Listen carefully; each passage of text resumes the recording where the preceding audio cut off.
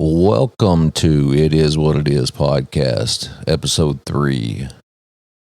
We're going to start out with the news today, and this is from The Wrap, and the title is Jim Acosta Scolds Fox News. It's by Rosemary Rossi. CNN's Jim Acosta sent a simple but snide message to Fox News hosts Sean Hannity, Laura Ingraham, and Brian Kilmeade for their text to former White House Chief of Staff Mark Meadows during the January 6th Capitol riots, which I still don't agree with that term, riots. But, quote unquote, guys, you've been busted on your bullshit. Acosta was referring to this week's release of text messages sent by that trio to Meadows as insurrections were storming the Capitol in hopes of overturning Donald Trump's elections defeat and certifying President-elect Joe Biden's victory. On December 15th, Representative Liz Cheney, the ranking Republican on the House Select Committee investigating the January 6th insurrection, read a number of text messages Meadows received during the Capitol attack. Quote, indeed, according to the records, multiple Fox News hosts knew the president needed to act immediately. They texted Meadows, hey, Mark, the president needs to tell people in the Capitol to go home. This is hurting all of us. He is destroying his legacy, Laura Ingraham wrote. Please get him on TV, destroying everything you have accomplished, Brian Kilmeade wrote. Can he make a statement? Ask people to leave the Capitol, Sean Hannity urged. Acosta called out the Fox News hosts who have consistently denied that former President Trump had played any part in the events of that day. What's even more disgusting, Acosta continued, is that Fox News hosts Laura Ingraham and Sean Hannity, they've been caught red-handed, acting like North Korean state television. Not quite sure that's true, but okay, Acosta. Lying to their viewers about what happened on that day, covering up the misdeeds of a wannabe dictator, blaming Antifa sympathizers for January 6th, and downplaying the violence in the days that followed. Guys, you've been busted on your bullshit, on your betrayal. Acosta played video of Hannity and Ingraham laughing off Cheney's reading of the many texts sent to Meadows, joking. I don't think Liz Cheney likes us. Acosta thought it was no laughing matter. The move by the January 6th committee to release text messages from some members of the GOP Congress and some Fox News personalities that were sent to former White House Chief of Staff Mark Meadows around and during the January 6th insurrection has exposed what many have been a broad effort to overturn the 2020 election and then deceive the public about that, he said. And we need to talk about that as a country. Here are my thoughts. Jim Acosta is a piece of shit. He is a left-wing sympathizer that hated Trump, did everything in his power to discredit Trump and everything that he did.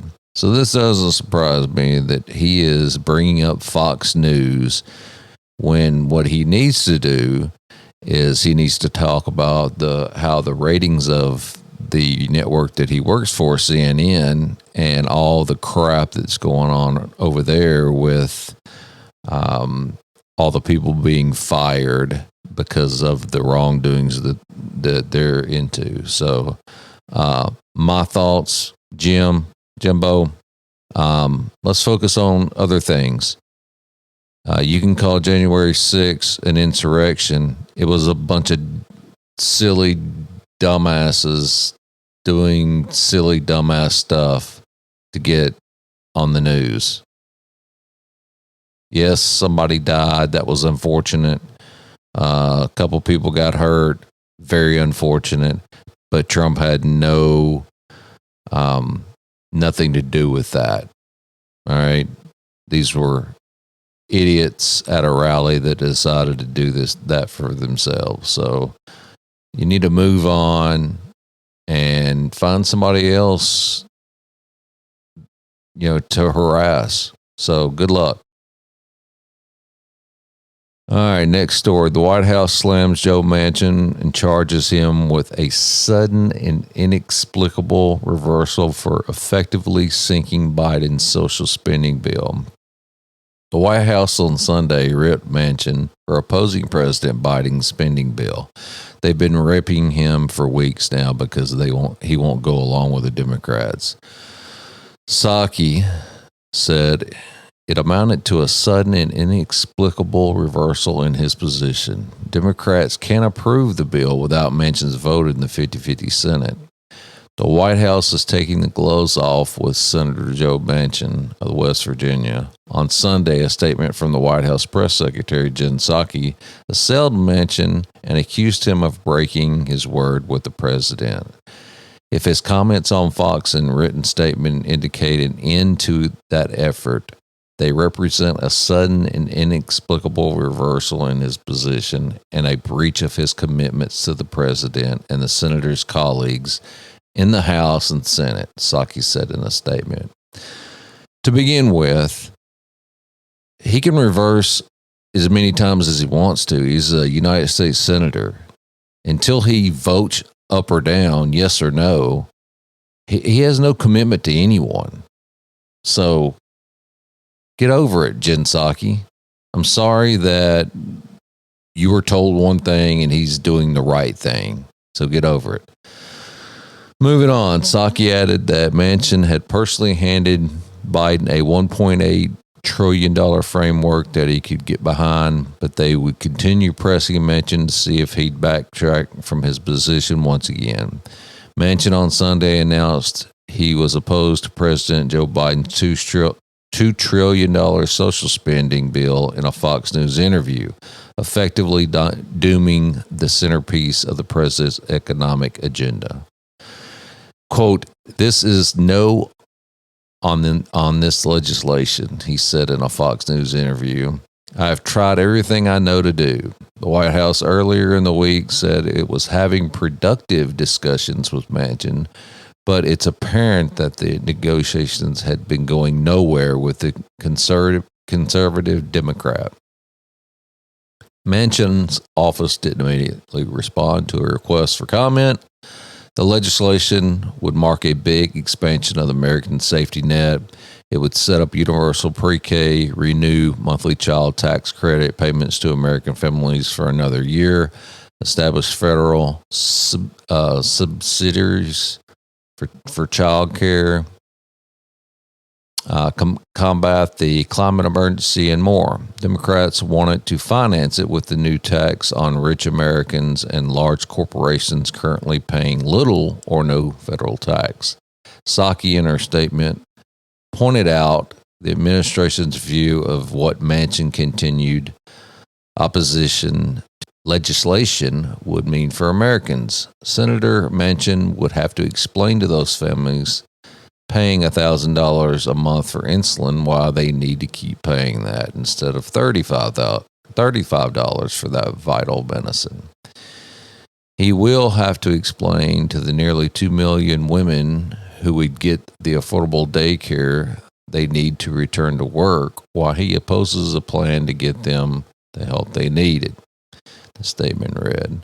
She continued, maybe Senator Manchin can explain to the millions of children who have been lifted out of poverty in part due to the child tax credit why he wants to end the program that is helping achieve this milestone. We cannot. The White House wasn't alone in going after Manchin. Progressives were also furious at Manchin for derailing legislation that contained their cherished priorities on climate, child care, and education. Senator Bernie Sanders said on CNN's State of the Union, he's going to have a lot of explaining to do to the people of West Virginia. Representative Alexandria Ocasio-Cortez of New York also had fierce criticism for Manchin. Progressives had effectively put their hopes in Biden to deliver his support for the party line bill after loosening their blockade on the bipartisan infrastructure law. They had earlier demanded that it pass alongside the social spending and climate bill. When a handful of us in the House warned this would happen if Dem leaders gave Manchin everything he wanted, first by moving BIF before BBB instead of passing together, many ridiculed our position, she wrote on Twitter. Maybe they'll believe us next time, or maybe people will just keep calling us naive, or people will keep calling you stupid because you have no idea what you're doing. So basically what they are doing is blaming Senator Manchin for doing his job and actually reading the bill before voting on it. And he didn't like what he read, so he voted against it. So good for him. All right, and story number 3, Biden boosts fuel economy standards to fight climate change. And this is from the AP. In a major step to fight climate change, the Biden administration is raising vehicle mileage standards to significantly reduce emissions of planet-warming greenhouse gases, reversing a Trump-era rollback that loosened fuel efficiency standards. A final rule issued Monday would raise mileage standards starting in the year 2023 for the model year 2023, reaching a projected industry-wide target of 40 miles per gallon by 2026. The new standard is 25% higher than a rule finalized by the Trump administration last year and a 5% higher than a proposal by the Environmental Protection Agency in August. We are setting robust and rigorous standards that will aggressively reduce the pollution that is harming people and our planet and save families money at the same time, EPA Administrator Michael Regan said. He called the rule a giant step forward in delivering on President Joe Biden's climate agenda while paving the way toward an all-electric, zero-emissions transportation future. The move comes a day after Democratic Senator Joe Manchin delivered a potentially fatal blow to Biden's $2 trillion social and environmental policy bill, jeopardizing Democrats' agenda and infuriating the White House. The West Virginia senator said he could not support the sweeping bill, which includes a host of climate proposals, saying it was too expensive and could spark inflation and expand the growing federal debt. The now stalled bill includes a $7,500 tax credit to buyers to lower the cost of electric vehicles. The administration will continue to fight tirelessly for the EV tax credits and other incentives in the so-called Build Back Better bill, Reagan said, but even without them, we believe that we proposed a rule that is doable, it's affordable, it's achievable, and we're excited about it. Let me tell you this, $7,500 tax credit is not going to get you an affordable electric vehicle. They start at about $50,000, so you're going to have to rethink that. Continuing, the new mileage rules are most ambitious tailpipe pollution standards ever set for passenger cars and light trucks. The standards raise mileage goals set by the Trump administration that would achieve only 32 miles per gallon in 2026. Biden set a goal of 38 miles per gallon in August.